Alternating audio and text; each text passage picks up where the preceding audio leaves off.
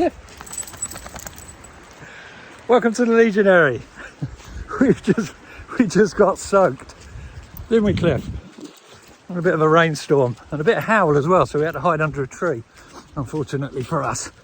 But yeah, so we're out on our Sunday run, and I was just thinking, I'm on a narrow track in dense woodland, and it's raining.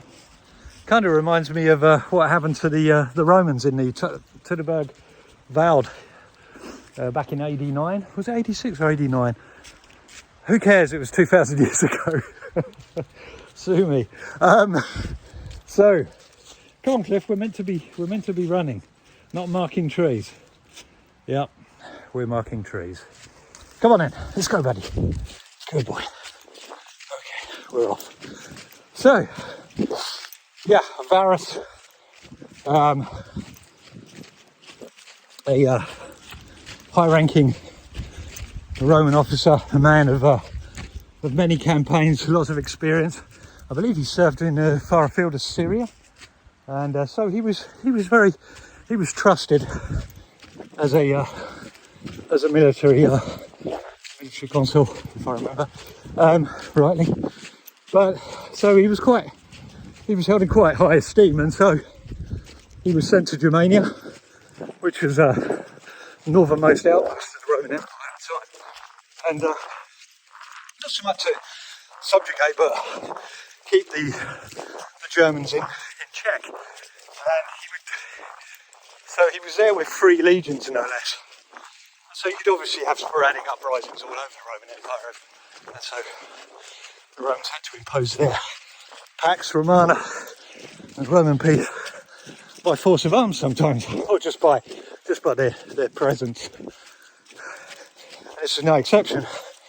Unfortunately for Varus, 3 of his legions were attacked in dense woodland on a rainy day and on what appears to have been narrow pathways. Over 3 days they were worn down, continuously attacked by the Germans from the woods, and these sort of hit and run guerrilla style attacks, which eventually wore them down. They're unable to sort of form up and fight in their usual loose to tight formations and bring the military might of Rome to bear, as it were. Also, the Germans had another ace up their sleeve, which is they were being led by a man known as Arminius.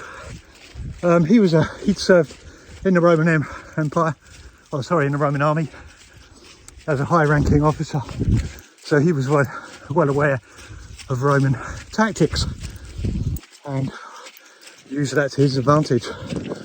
Ironically, Arminius was the son of a client king, I suppose you should say chieftain, a Germanic chieftain, and he was a client of Rome, so he ruled very much with Rome's backing and at his behest.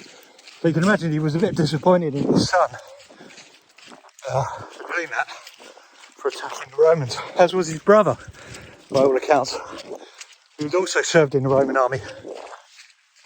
But in any case, unfortunately for the legions, they were decimated, scattered to the winds, as it were. So we don't know exactly what happened to all of them, but we do know that thousands died in the woods at the Teutoberg Forest, and they're now finding a lot of archaeology there to suggest that, to indicate that some of the locations where it happened, because as they split up into groups, they built fortifications. So they fortified certain positions, as they would have done, as they were trained to do. But unfortunately, due to the weather and whatever other superior tactics the Germans were employing, they were whittled down and eventually scattered and fled for their lives. Many of them were captured and tortured, and their eagles were captured also, which was humiliating for the army and for Rome as a whole.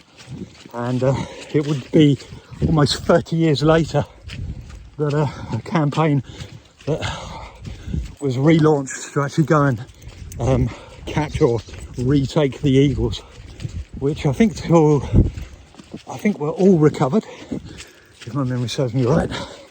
I may be wrong, but yeah. So there you go. It's amazing what the terrain can do when you know it well and you control the terrain, or you have good knowledge of it, even against a superior enemy, superior army force. You can beat them. You just got to be ready for what comes next, because obviously the massacre or the defeat in Teutoberg has long been portrayed, even in popular history, as a success for the Germans, as a great humanic triumph against the superior force. Unfortunately, it only caused Rome to lash out and steadily over 30 odd years subjugate the Germans further. Although they were instrumental, arguably, in the ultimate downfall of Rome later in the empire. But that is another story. But the sun's out now. This weather is bonkers. Anyway, Cliff, say goodbye. I'm going to carry on running, and I'll be back with another video as soon as I can.